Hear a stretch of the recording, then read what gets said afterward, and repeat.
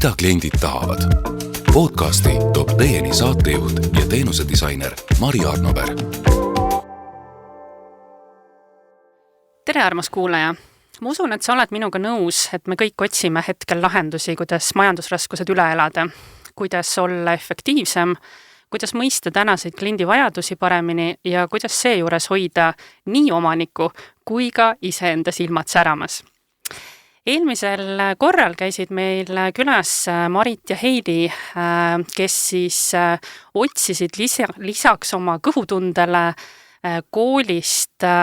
neid meetodeid ja tööriistu, mis neid siis selles töös igapäevaselt aitaks. Aga täna olen ma saatesse kutsunud ettevõtja, kes on raamist välja mõtleja, otsib lahendusi. Ja ma usun, et ma ei eksi, kui ma ütlen, et sa rajasid oma ettevõtte eelmise majanduskriisi ajal. Sa oled üle elanud koroona, ehk sa oled näinud tegelikult paremaid ja halvemaid aegu. Tere tulemast saatesse, Martin Bristol. Tere, Mari. Tahaksin kõigepealt küsida, et kuidas sul läheb, et sa oled Tallinna Vanalinna teinud Eesti meistrite loomingu poed, neid on juba mitu ja kuidas täna läheb? Kuidas see kõik alguse sai? Minu ettevõtluskatsetused ja ettevõtete loomised jäävad juba muidugi suure majanduskriisi eelsesse aega, et ma tõenäoliselt oma esimese arve kirjutasin välja kuskil aastal 2001. Aga see, millele sa siin tähelepanu juhtisid, ehk siis see Eesti kaupade pood Vanalinnas, ja täna ma peamiselt tegelen ühega, kaalun teist, tipphetkel on olnud neid palju. Just. Ja ma arvan, et see lugu, mis sa praegu mõtled, see kirjeldabki seda elus püsivat ettevõtjat, et ma ei saa öelda, et ma olen päris nagu surematu ettevõtja, aga mind on väga raske upi lükata, et oma peas ma olen mõelnud selle peale niimoodi, et alla ei anna. Ja võt üks selline situatsioon oligi aastal 2009-2010, kui me olime üles ehitanud ühe arvestatava puiduettevõtte Raplamaal ja ühe väiksema tekstiiliettevõtte Järvamaal ja meil olid oma müügiplaanid ja juba päris hästi hakanud minema ja tagantjärgi võin öelda, et see, kuidas puiduettevõtte oli ehtud, et tuleb välja, et see oli startup, ehk siis meil oli kaasatud ka investori raha ja mingi pangarahad ja võt siis ühel hetkel, kui sa avastad, et valuutakursi muutuste tõttu sul ei ole, su kliendid Jaapanis, Norras ja Inglismaal ei suuda sulle lihtsalt maksta ja kõik, kes on lähemal ja samas kursiruumis ei julge tellida, et järsku oledki situatsioonis, et teha nagu jõuad, aga kaupu ei müü, et siis ma lihtsalt pidin välja mõtlema, kuidas kaupu müüa ja tollel hetkel meil oli kaks tillukest poekest Tallinna Vanalinnas, siuksed toredad elustiili poekesed, aga need olid ainukesed, mis olid nagu rohelised või niimoodi, mis elasid ja siis ma tegin näppude peal kiire arvutuse, et 2009 talve me elasime üle vastu 2010, aga selleks, et 2010 vastu 2011 üle elada, kus tõesti enam ei olnud mitte mingid reserve ja tõesti raha oli nagu 0-0, et siis on vaja umbes 10 sellist väikest poodi ja siis lihtsalt istudes viimase raha eest maha kohvikus ja kuulates inimesi, kes poest välja tulevad, siis tehtud otsus, et see on mõistlik ja kuigi toona meile öeldi mitmed vanemad, targamad inimesed, et unustage ära, et üksnes Eesti kaupadega Vanalinnas ei ole võimalik ellu jääda, siis me murdsime müüdi, nii et tänaseks on pikki isegi mööda Viru tänavat juba mitmed kauplused, kes müüvad Eesti kaupu või vähemalt ütlevad, et nad müüvad Eesti kaupu. Ja toona võib-olla see lahendus või öelda, mis siis meeleheitlik katse oli, mis siis viis tõeni, oli see, et tõdemus, et see probleem, et me ei suuda oma kaupu müüa, ei ole mitte ainult minu probleem, vaid kõigi sarnaste ettevõtete probleem. Ja kuna ma varem olin korraldanud ühismessi külastusi ja olnud sellises pundis sees ja natuke kursis selle valdkonnaga, siis lihtsalt paar telefonikõnet ja lihtsalt kui lahendus paistma hakkas, siis sai põhimõtteliselt konsolideeritud kokku see suur mure ja see Sokuke selle mure sai nagu tagurpidi see multifilm tehtud ja korjatud see mure nagu ühte kohta, see oli nii suur mure, et tekkis nii suur huvi ja tekkiski lahendus, et esimese 60 päevaga jällegi tagantjärgi sain teada, et kuna me alguses võtsime ruumi 60 päevaks, saime kasutada Viru tänaval. Et see oli pop-up, ma siis ei teadnud, siis ma lihtsalt ütlesin kõigile, et te olete harjunud messil käima 5 päevaks, 9 päevaks kuskil Skandinaavias või Saksamaal, et nüüd on 60 päevaks paneme asja püsti. Et see tõestas ennast väga ruttu, nii et põhimõtteliselt me nagu tegime niisuguse pöörde Eesti, võib öelda siis niisuguse väike tootjate või loomemajandusmaastikul, et siis just pandi esimest loomemajandusuuringut kokku ja siis kadunud proua Josing oli väga kuri mu peale, et ma ta statistika ära rikkusin, et nad just panid kokku ja siis järsku ilmus mingisugune organisatsioon, kes kuskilt abi küsimata lihtsalt muutis maastikku, tekitas üüratud käibed ja kõik ettevõtted, kes meiega seotud olid, siis väga mitmed nendest järsku said käibemaksukohuslased väiksed tegijad. Nii et tegelikult sa võtsid nagu selle riski 60 päevaks testida seda formaati ja olid ise endas kindel, et tegelikult see töötab ja ilmselt me saame jääda pikemalt. Kunagi toona samal aastal 2011 oli käsil esimene loomemajandusuuringu tegemine ja siis Konjunktuuriinstituudi poolt ka, eks ju, et kui me võtame loomemajandusuuringut, see on kategooriad nagu disain ja seal on ka kunst käib sinna alla käivad, ma ei tea, raamatukogundus, nagu ta seal on, ja ka käsitööettevõtlus ja ettevõtted, kellega mina peamiselt tegelesin, need nimetati siis käsitööettevõteteks teatud teiste organisatsioonide lobi tõttu. Aga mina alguses peale, et mul on ükskõik, et mina olen ammu juba sellest vaidlusest tüdinud, et kes on käsitööline, kes on kunstnik, kes on disainer, eks ju.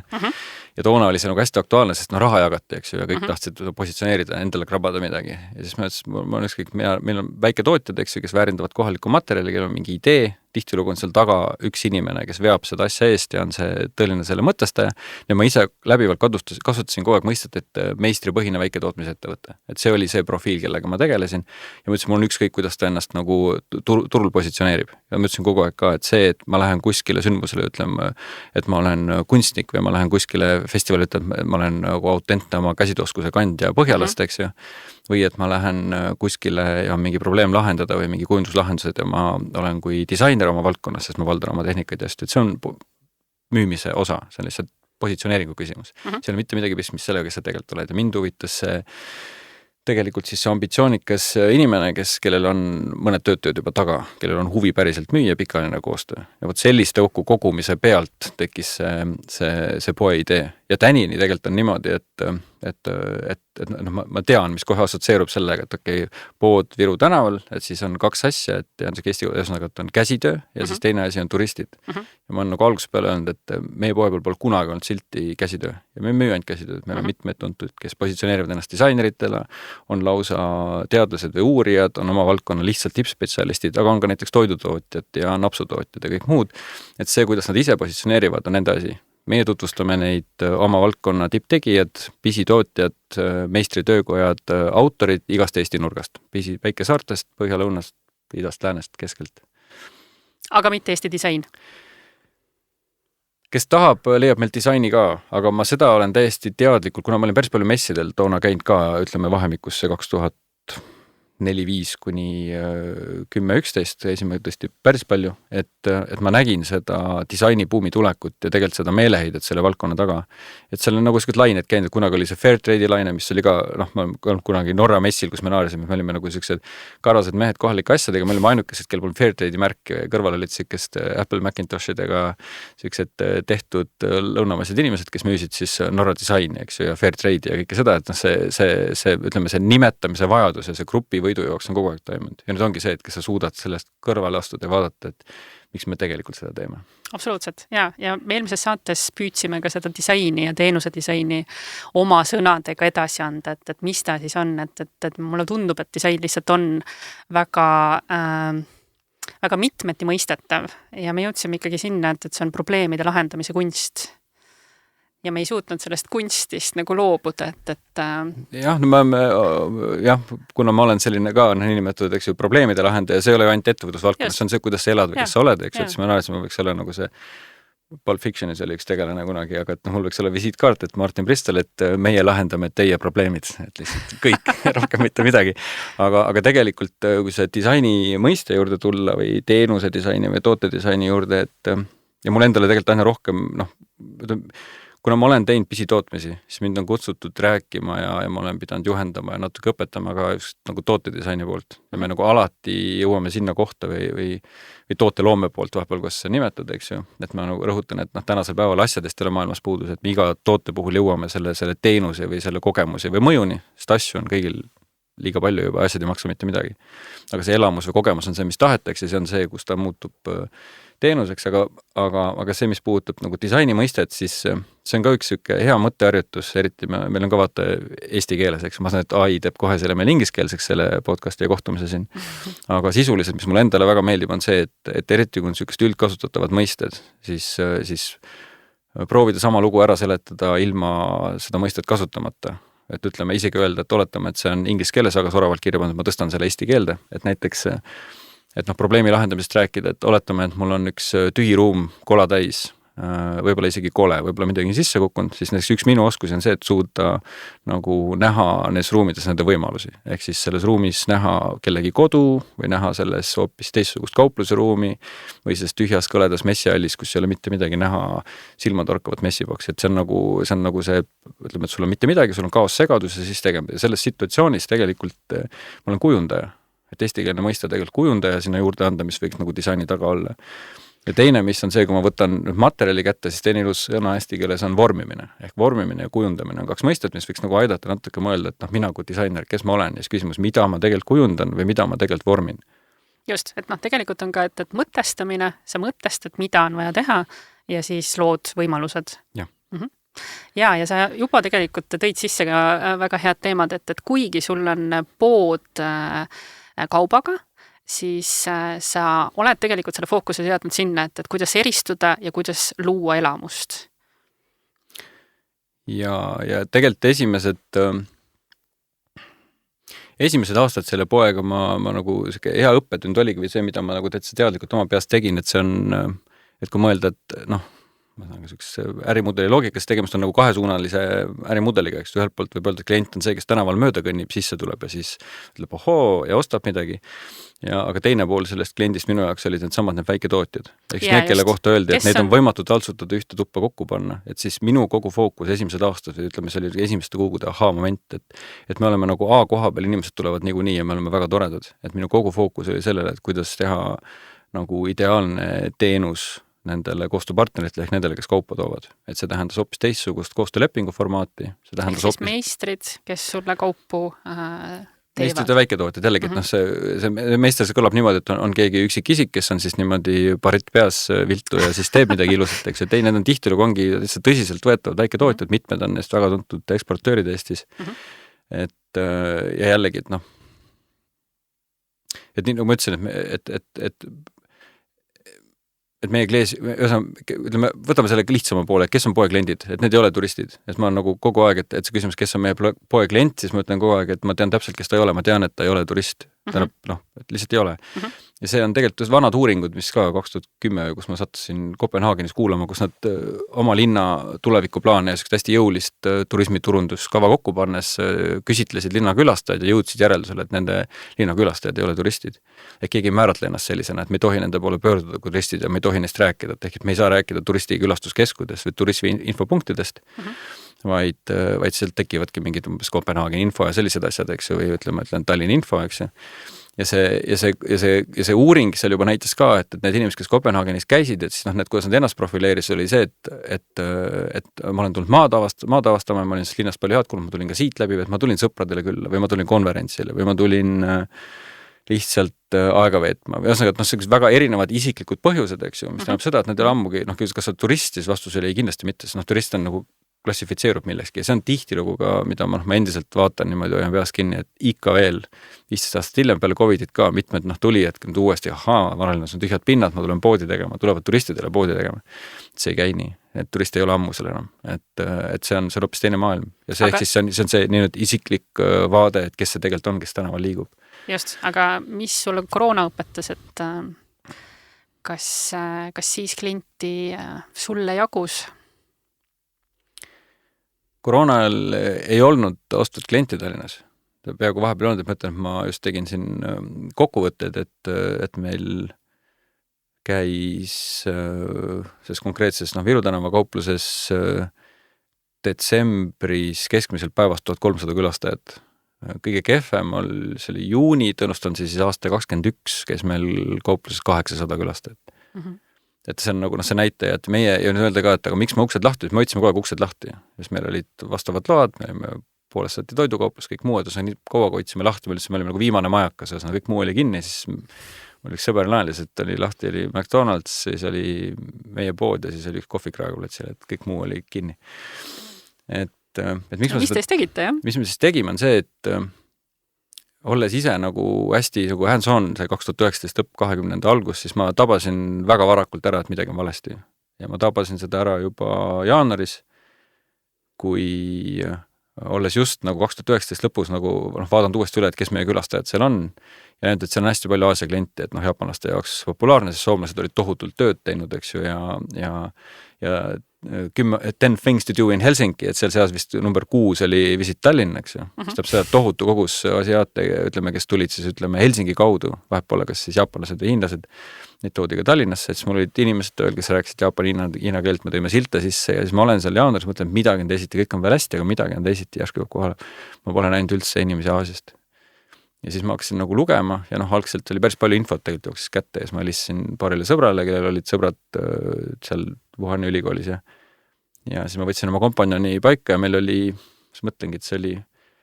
veebruar 20, oli meil lõunasöök, kus ma ütlesin talle, et nüüd on niimoodi, et maailm on kõik on okei, aga nüüd, ja see oli vist paar päeva juba peale seda Itaalia juhtumit ka, ütlesin, et ütleme, et tõenäosus on 5% ja keegi ei usu seda, aga kui see juhtub, mis me teeme? Lepime praegu kokku ja siis me leppisime kokku 2 lihtsat asja, et esiteks minu sõnum oli see, kes ma olin siis algaja pandeemia uuri, et ei, et see ei ole 2 nädalat või 2 kuud, nagu siis vaikselt hakati arutama, et kohe läheb üle ja siuke, mis see on. Ütlesin, kui see tuleb, kui ta siia päriselt jõuab, siis on see 18 kuud. Ja muidugi kompanii on naeris, aga ta on harjunud mu imelike mõtetega juba. Ja teine ütlesin ka, et kui tuleb, siis otsus oli kohe, et 2 asja, et esiteks me anna alla ja teiseks, et me ei võta laenu. Ja see mitte alla andmine oli see, kus ma ütlesin talle ka, et kui tuleb, meil oleks hästi lihtne valik, me näeme, pakime asjad kokku, lõpetame lepingud ära, võtame žetoonid välja ja vaatame pealt. Aga siis sama see vastutus nende väiketootjate eest, eks ju. Seega me kogu aeg nagu uhkusega saanud öelda, et umbes, ma ei tea, 50 peret üle Eesti saab leiva lauale meil sealt majast. Milline vastutus? Just, et okei, et kui sureme, siis sureme lahingus, eks ju, aga laenu ei võta ja sealt põhimõtteliselt esimesest päevast peale, kui see märtsi alguses kinni läks, see on väga karm, eks iga ettevõte teab, kes seda teinud, et me ühelt poolt jah, asusime kõiki lepinguid läbi rääkima, inimesi teavitama, alguses tõesti nagu küla hull, eks ju, aga mõtlesin, et hakkame aegsasti kohe nagu ütlema, et me tahame läbi rääkida alates seal rendilantjatest, koostööpartneritest, teenusosutajatest või ka ütleme need koostööpartnerid nagu teavitama, et kuule kullakesed, et pange vaim valmis, et võimalik, et me ei saa teid suvel aidata. Aga mis oli palju olulisem see, et kohe koondama, kohe kõik kulud maha ja see on võib-olla üks põhjus, kuidas me vastu pidasime ja kui öelda nüüd tulla sellesse niinimetatud mõttetusse juunikuusse, eks ju, siis lihtsalt oligi, me olime majakas ja see oli minu otsus ka, ma olin üksi ise poes pikad päevad, lihtsalt hoidsime lühemad päevad lahti, võtsime lahti, ma ütlesin, et tuli peab põlema, hea muusika peab mängima, mina olin oma kuldsete manseti nööpidega, triiksärk selles seal, keegi tuli, paksime kohvi ja siukest lõpuni vist päris 0 päeva meil ei olnudki, aga see oli väga karm aeg, aga see oli siuke, et peame vastu ja meil oli neid momente küll, kus ma siis tegin väiksed analüüsid, ütlesin kompanjonile, et 2 nädalat jäänud või 3 nädalat jäänud ja mingi, et ohoo, nüüd on 4 nädalat jäänud. Need siuksed, kus lihtsalt lugesid sente ja hoidsid hinge kinni. Aga kuidas sa nüüd sellesse majanduskriisi suhtud, et kas see on juba nagu selline kergem variant siis? Ei, see on, ma olen poole peal alles. Et see on tegelikult isegi hullem, et see, ütleme, et kui see eelmine kriis pihta hakkas ka, ütleme, et see COVID-i kriis, eks, et siis minu kogemus sellest eelmisest suurest majanduskriisist oli see, et kogu aeg on vaata lootus, sa loodad paremat, eks, see on nagu väga inimlik. Aga ma mingi hetk pärast seda tegin endale järeldused, siis järeldused olid sellised, et punkt 1, mitte keegi ei tule sulle appi, punkt 2, riik tõstab makse ja punkt 3, pangad tulevad kõrikallale. Et hetkel meil seda pangad kõrikallale faasi pole veel tulnud, et see on üks, mis oli ka selle eelmise masu ajal ikka väga-väga karm, et väga jõhkralt sealt, kus sai, sealt võeti tagasi ja väga mitmed lihtsalt laostusid, eks ju. Et see maksutõstmise üle ka siin COVID-is, kes see ikka maksa meil tõstab, meil on kõik nii hästi ja laenud ja odav raha, mis on ja jälgime mängu ja siin me oleme, et me oleme selles faasis alles, et tegelikult meil on elu jõhkralt kallimaks läinud ja läheb veel ja täiesti valest otsast ja see ongi see, et riik rapsib ja see käib asjaga kaasas ja riik rapsib, siis järgmiseks finantssektor hakkab rapsima. Ja me oleme siis samamoodi lihtsalt üks perifeerne koht ja need väikeettevõtjad on täielik pudi. Jaa, olgu, seda me täna muuta ei saa, aga miks mitte, Mari, see on tohutu võimaluste aeg. Saab just vastupidi, just saabki, sellega saab arvestada ja sellega saab mitu asja kohe käima. Ei, arvestada absoluutselt, jaa, aga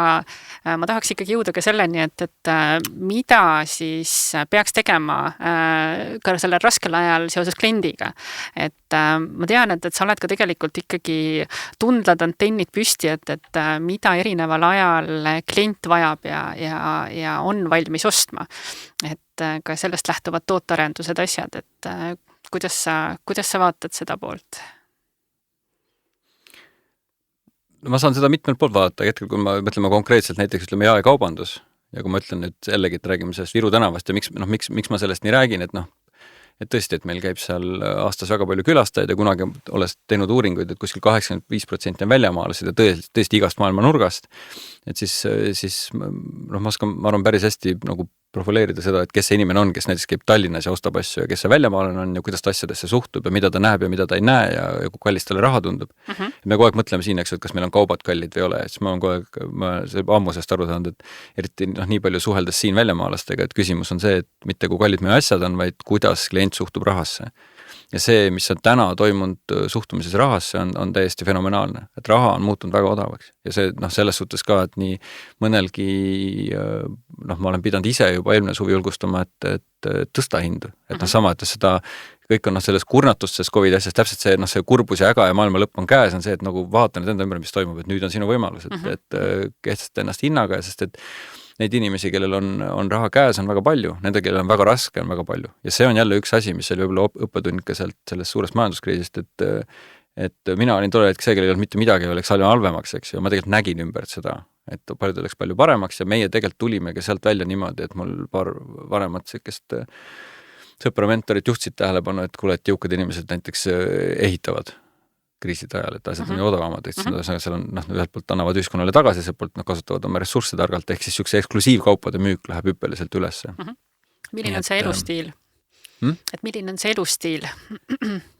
Klientide elustiil, et sa pead nagu sellest aru saama, et... Jah, et ma mõtlen, et elustiil...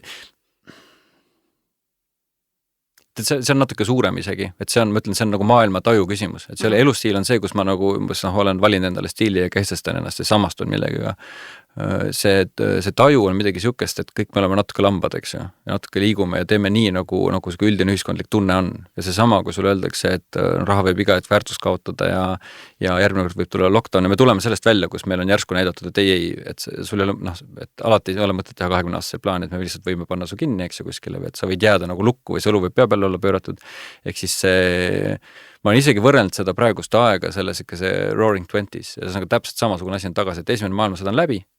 ja siis inimesed lihtsalt võtavad elust viimast, ehk siis inimesed on hästi lõbusad, hästi rõõmsad, hästi heldekäelised, nautlevad, aga väga teadlikud ja võt nüüd see, mis ütleme siis see moodne nali, eks ju, et see AI teema ja see hirm, et see on mind selleni, et me oleme vähem suhtleme nagu näost näkku, eks ju, rohkem digitaalselt, inimesed on aina teadlikumad, eriti huvitav on järgida seda noorte pealt, kui ettevaatlikud nad tegelikult interneti võimaluste kasutamisel on just selle igasuguste kuritarvitamiste, manipulatsioonide ja kiusamiste pärast, eks ju, jah? Alles jääb, jah. Et see inimeste niinimetatud infoskeptilisus on viinud nii suureks, et see idee, mille peale me kunagi oma poe tegime, ehk siis kaup otse parimatelt meistritelt ja mul oli ka nüüd inimeselt inimesele ja minult sinule, eks ju, et siis täna tundub, et see on kõige olulisem osa, ehk siis selline, mõtlen, et on tohutu, ütleme siis, inimlikkuse puudujääk ja usalduse kriis. Ja kui nüüd keegi tuleb sulle näost näkku ja ulatub sulle mingi toote, eks ju, ja ütleb, et seal taga on see ja ma lähen nüüd digitaalselt, vaatan seda, see maailm kinnitab seda, mitte sellele kohe mingid vastuolud. Või ma näengi, et seda ei olegi seal digimaailmas olemas, see on ka ainult siin ja see ongi päris inimene, kes mul vastas on, kes päriselt räägib mulle seda lugu, siis see sama asi, see vahet pole, kas see on teenus või toode, see muutub selleks elamuseks või selleks ängi kompensatsiooniks ja see äng ongi selleks, et see inimlikkuse äng lihtsalt nagu puudus on, inimesed on nii üksi. Jaa, see ainult suureneb, aga väga hea, sa juba jõudsid siis saate nime juurde, et mida kliendid tahavad, et ma tahtsingi sinult küsida, et sul on hea ka võrdlusmoment, et mida me tahame täna ja mida me tahtsime aastaid tagasi. Ja ma ise tunnen samamoodi, et see äng tegelikult ainult suureneb ja ka selline maaturism, et me tahame minna maale puhkama, me tahame teha lambale pai ja vanemad peavad lastele selgitama, et see on lammas, mitte kits. Siin ma oleks jälle natuke ettevaatlik. Et see oli jälle, ütleme, see võib olla üks jälle siuke õppetund või asi, et kui COVID hakkas pihta, siis kõik hakkasid urraaga e-poode tegema, eks ju. Ja mulle isegi tollel ennem seda olid mingid plaanid olnud, siis ma kõik need plaanid pidurdasin, et on mõttetu joosta amokki sinna poole, kuhu kõik jooksavad, eks ju. Kui Eestit hakati nagu lahti tegema siseturismile, eks kõik hakkasid rääkima, meil on uus siseturismi ajastu ja kõik tahavad maale ja lammast paitada. Siis tegelikkuses oli lihtsalt see, mis on oodake, kuni piirid lahti lähevad ja nad on kõik siit teinud, sest kõigil on kopp ees sellest kohalikust lamba paitamisest, eks ju. Ja väljast me neid siia ei saa, sest maailm on nii põnev, nii avatud ja nii atraktiivne, et me oleme nagu aina laienevas globaalses konkurentsis. Küll aga kui rääkida meie regioonis, siis näiteks mida ma väga tunnetan jällegi, et jalad maha, et kui inimene ikkagi ei saa minna Odessasse puhkama, inimene ei saa minna aasta lõpuks Moskvasse või Kiievisse või ei julge minna Valgevenesse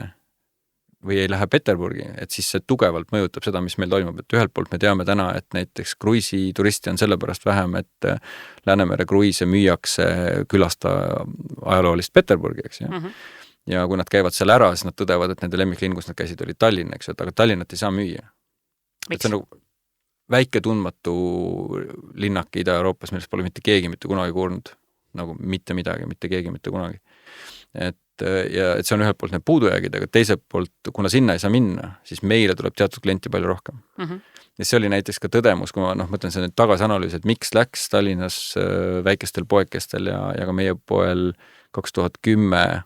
väga hästi. Et ja see, mis minu kogemus oli vesteldes klientidega, oli see, et skandinaavlastel, kes on ikkagi suur hulk meie klientuuris, kes Eestis ka käivad, ka neil olid rasked ajad, aga nende elatusjärg on teile. Ja nad on harjunud lubanud perele puhkused asjad välja, aga neil ei olnud raha minna Vahemere äärde või kuskile kaugele soojale maale. Siis nad kulutasid vähem raha, tõid selle Eestisse ja kulusid siin heldelt. Mis näeb seda, et siia tuli nagu urgaliselt rohkem raha, et see nagu tagantjärgi siis uuringutega näidati, et vau, et tollel oli mingi hüppe Eestis, samamoodi pärast ta natuke nüüd ei lahtus. Aga meie jaoks oli see hea platvorm ja sarnane nagu sa ütlesid ka,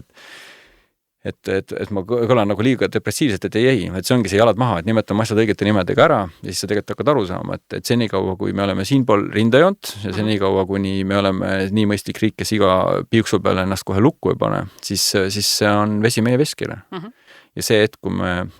hakkame külvama rahvusvahelises meedias paanikat kohaliku majanduse kohta või julgeoleku kohta või arutate maksutõusude kohta või hakkavad legendid liikuma, et meil on see inimesed peast täitsa soojaks läinud, siis see hakkab meile kätte maksma. Et see on nagu siuke, ühelt poolt on riiklik strateegia, aga jällegi seda jälgides või aruandes, mis toimub, on võimalik nagu oma seda sihikut ka seada, et või asi muuti siis, et kuhu oma kompassiga söösta, et ma arvan, on rohkelt võimalus ja nüüd see, mis sa küsisid näiteks ka, et klientide osas, mis on muutunud toodete pakkumises, siis minul on, ütleme, poepidajana ma olen jube laisk. Mulle väga meeldib see, et ma ei pea suuri laoseise pidama ja ma ei pea hooaja kaupu müüma ja ma ei pea kogu aeg kaupu uuendama. Mul on poes mitmed kaubad, mis on olnud nagu bestsellerid üle 10 aasta. Isegi algusest peale. Aga mulle endale isegi tundub, et seda kruiisi klienti, et kui ta ei tea Tallinnast midagi, ta ei tea Eestist midagi, siis see müügitöö peab olema eriti filigraanne, et sa räägid talle lugusid ja tekitad huvi. Mari, seal see võtti ongi, et mina väidan niimoodi, et põhimõtteliselt vahet pole, mille ma lauale tõstan. Eks ju, see müügi edu sõltub mitte sellest, mis ma lauale tõssin, vaid kuidas ma ta lauale tõssin. Ja see on kogu mäng, et mitte midagi muud. Et ega minu kui poepidaja unistus on jällegi, et tänagi me panime uusi kaupu välja, seal hea aeg praegu on katsetada seal ja sama, see nii, et võib öelda klassikas A-B testi, paneme lihtsalt heale letile välja, vaatame, mis klient ütleb, eks ju. Et nii lihtne ongi ja kui see töötab, siis ma teen ennast kõik olenema, et see kaup töötaks, ma ei tekita poesest konkurentsi kunagi. Et kui mingi kaubagrupp töötab koostööpartneri, siis fookus neile. Me oleme nendele huvitavad, nemad on meil huvitavad ja koostöö on pikk, aga muret on vähem, kui on ka jamad, on lihtsam ja kui on ka läheb väga hästi, siis on mida koos jagada, eks. Et ma nagu otsin seda toodet, mida põhimõtteliselt igavesti müüa, aga millega me kogu aeg tegeleme, on see, et kuidas me seda müüme. Aga lisaks vist sa ikkagi paned ka väga palju nagu tähele, et mida klient sulle ikkagi tagasisideks annab, et kuidas seda edasi arendada, võib-olla ka mingeid päris uusi tooteid arendada. Muidugi, sest et ütleme, et ma ütleks hetkel, minu kogemus ütleb niimoodi, et mitte tooted ei ammendu, vaid tootjad ammenduvad. Ühesõnaga, et mingi hetk mingid inimesed jaksavad, ei väsi enam. Ühesõnaga, lihtsalt elumuudatus. Ma ei tea, lapsed suureks kasvanud, pensioniga kolimine, lihtsalt uued väljakutsed elus, eks ju, minnakse edasi, katkestatakse ära, et Eestis on see, et meil on ettevõtted ikkagi nii väiksed, ühelt poolt väiksed ja teiselt poolt puudub nagu see, ütleme, toote või tootmise müümise kultuur, eks ju, et et müün maha, selle annan edasi, et lihtsalt lastakse ära sumbuda õigel hetkel seda edasi müümata. Et ühesõnaga, et see on nagu pigem see pool, et need, kes on tegijad, kes tahavad teha, me alati leiame selle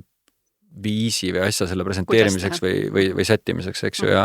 alati on, mida saab teha, et sa võid ju midagi kujundustest teha, ma väidan, et meil on vaja midagi kujundada, et kui me müüme see, mis on, kui inimene tuleb Eestisse, et mida ta näeb, eks, ta näebki seda,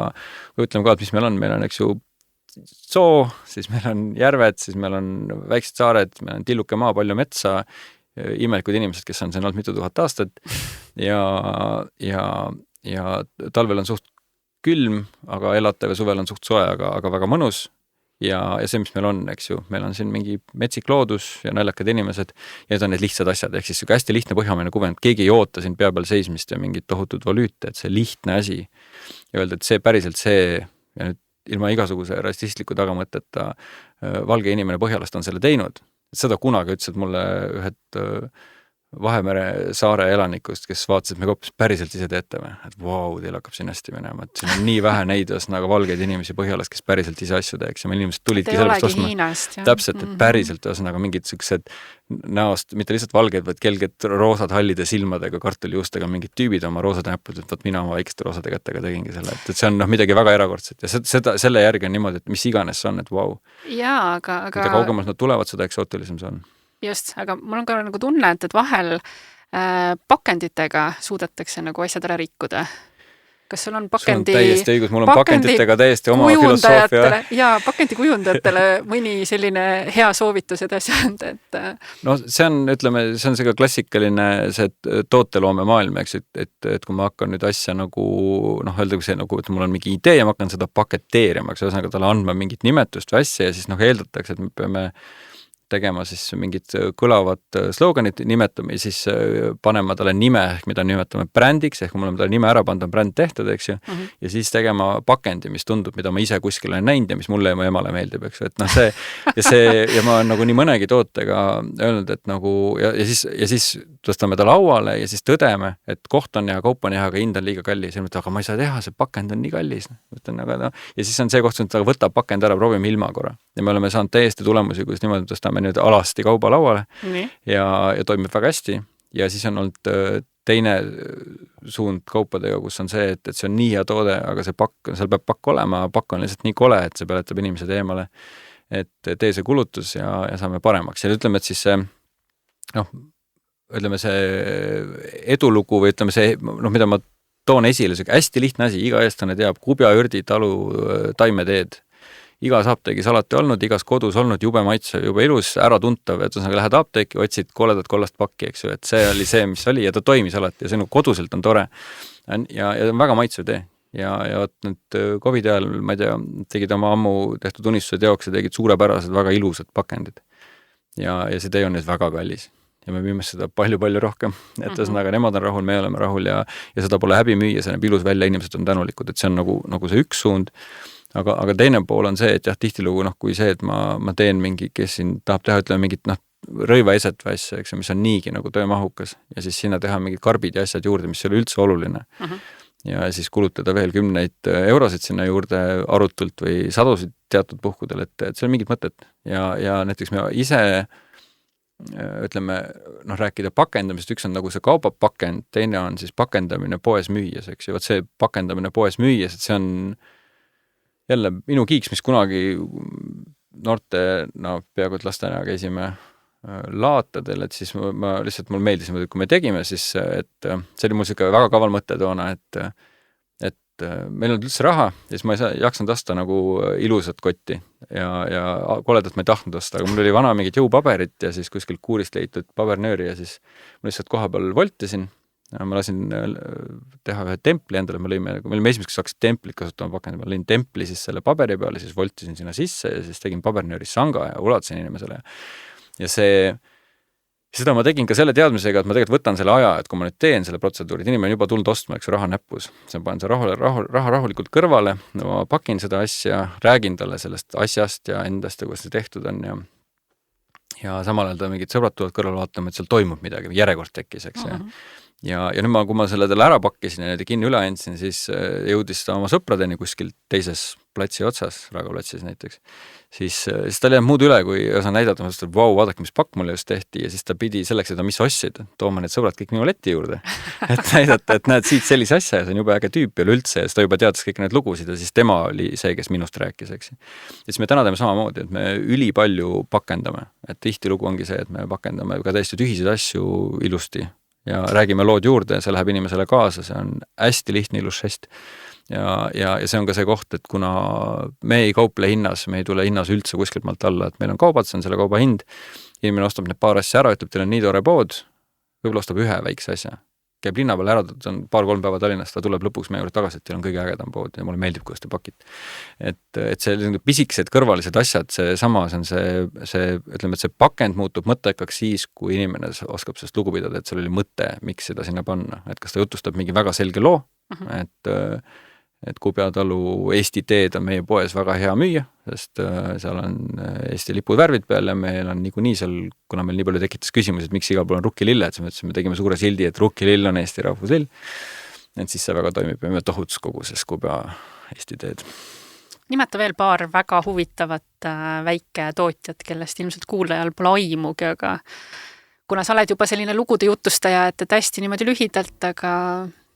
kes sul meenub? Alpakad? Jaa, alpakafarm, kindlasti Vilja alpakafarm Järvamaalt, väga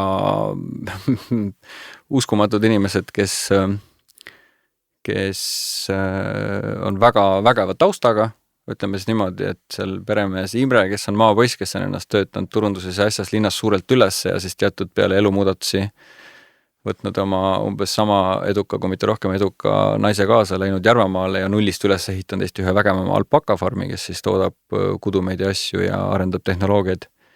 See on üks näide, aga teine näiteks, mis on hästi sümpaatne alati, mida on nagu uhke näidata, et me ühesõnaga asjad, mis meil on lihtsad, on teistele eksootilised, et meil on puit Eestis ju, eriti see, mida me kütame ja metsale jätame ja hakkeks teeme.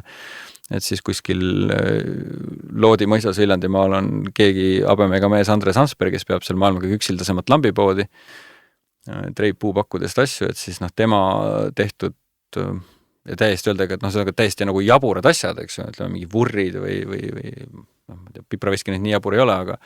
aga muidu ta teeb ju neid ühest puust suuri läbipaistvaid valgusteid, et see on selline lugu, mis ühesõnaga inimene kuulab ja siis vaatab neid puutükke, küsib, et kas need on nagu eksootilised, mis maalt need puud on, need on kõik Eesti puud, lihtsalt ühesõnaga need puidud on nii huvitavad, et seal on mitukümmend erinevat,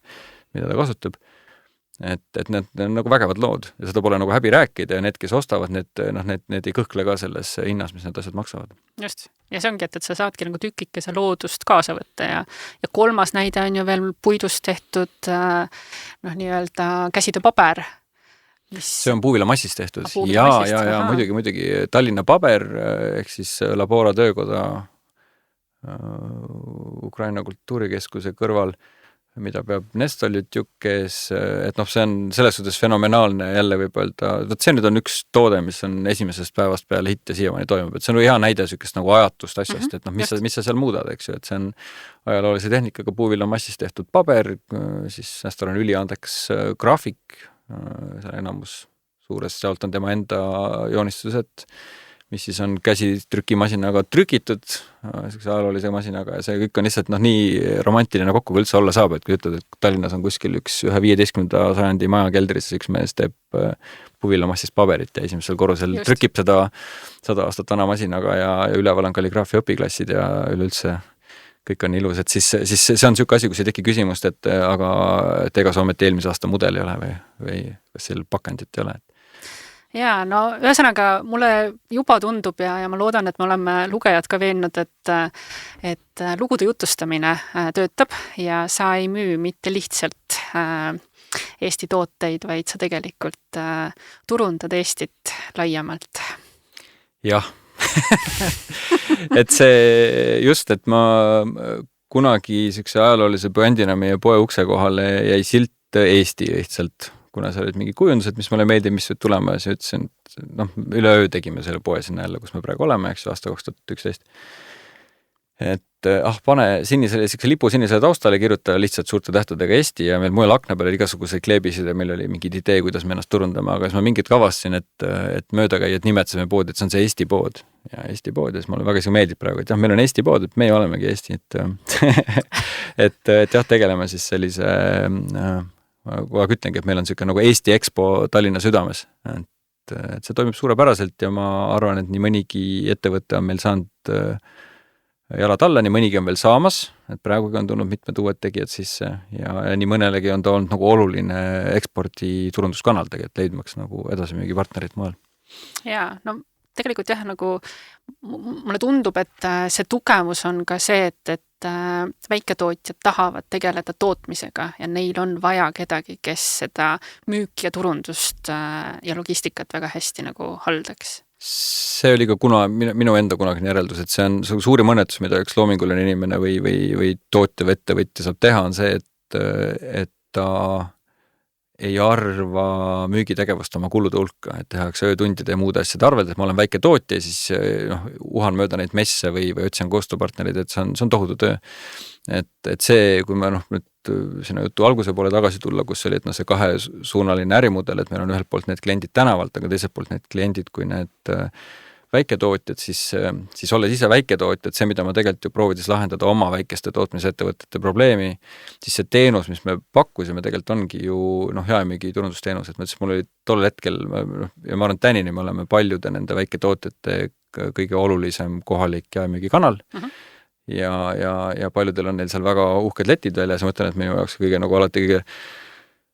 parem nagu kompliment on see, et kui ma kuskilt kuulen, et keegi neist ütleb, et mitte, et mu asjad on seal müügil, vaid et mu pood on seal. Et ühesõnaga nad samastuvad selle sama asjaga, et see on kõige olulisem olnud ja selle algus esimest aastast oli see nagu ülioluline, et saada see kogu kamp liikuma, et see samastumine sellega, et mitte ma annan sinna ja passiivselt, vaid see osalemine, põhimõtteliselt iga nädal, iga kuu läbikäimine, kaasamõtlemine, oma leti kohendamine, et ühesõnaga, et see kaasamine kui sellises mõttes on olnud pool sellest. Väga hea, et me selleni jõudsime, et see ei tule niisama,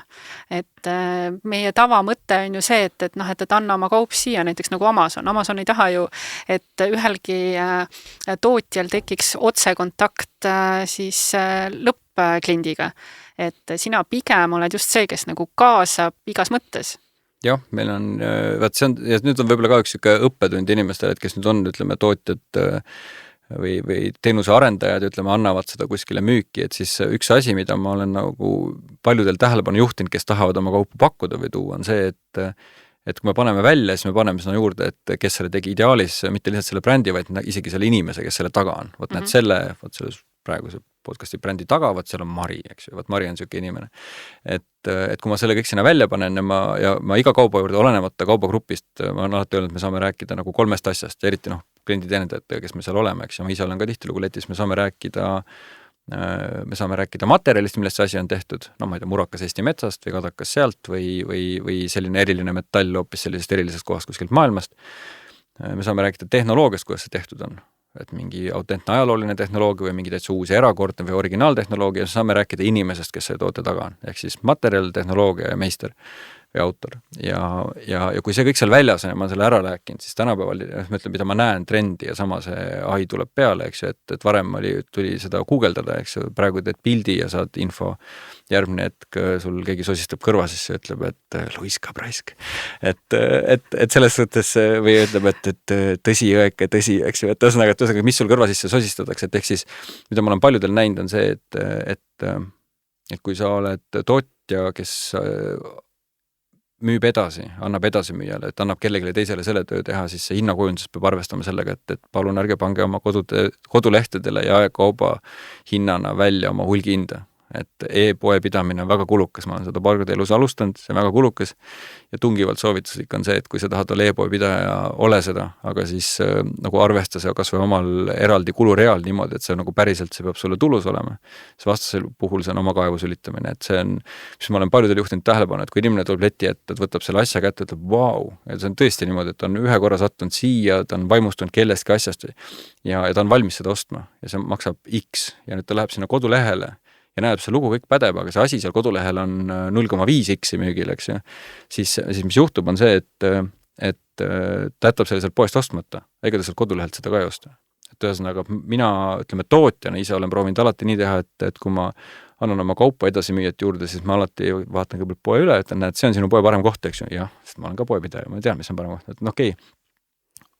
Sellest ruutmeetrist saab sinu kõige tulusam ruutmeeter, kui sa annad selle mulle. Ja siis ma näitan selle mudel, kus on, näed, oma poes me suudame seda asja müüa sellise hinnaga, sulle ma annan selle sellise hinnaga, ma toon sulle sellise stendi, ma sellise ajavahemikuga varustan seda, see peab kunagi selle peale mõtlema ja see on väljas. Et see selline mõttelaad hinnakujunduses on võib-olla üks asi, kus arusaamine, et müümine on ka töö. Ja vahepoole, kas see on e-poes müümine või jaepoes müümine. Ja tihtilugu küsimus ei ole mitte hinnas, vaid hinnasuhtelisuses ja suhtumises hinda. Et ehk siis olgu üks tase, et see hinna mõtestamine on väga oluline. Selles me oleme eestlastena veel üsna algajad, aga sinuga jätkuks juttu kauemaks. Meil kahjuks hakkab aeg otsa saama, et sa tõid juba sellise hea soovituse hinnakujundusest e-poes. Kas sul on kuulajale selleks aastaks veel mõni soovitus? Noh, jah, et see, et ükskõik mis, et isegi kui see on lõppemas, meil on kriisiaeg praegu ja kannatlikku meelt ja ma lihtsalt tahaks öelda igast lihtsaid asju, et tehke nii või tehke naa, et lihtsalt minu kogemus ütleb seda, et osadel inimestel on see loomuses, segaduses mitte pead kaotada. Et nendele ütleks, et kindlat meelt ja kõik me siin maailmas oleme üksi, aga teeme oma otsused ja siis võtame vastutuse nende eest. Ja need, kellel seda loomuses ei ole, siis hingake sisse välja ja proovige mitte liiga paanikasse sattuda, kui asjad hakkavad untsu minema. Suurepärane. Aitäh sulle, Martin, saatesse tulemast. Aitäh kuulamast. Ma loodan, et me suutsime anda teist vaatenurka teemale, et kuidas vastu pidada ja kuidas olla inimkeskne. Mulle selle formaadi puhul püüan ise harjuda, et ei näe kohe kuulajate reaktsiooni. Tahaks tegelikult võtta vastu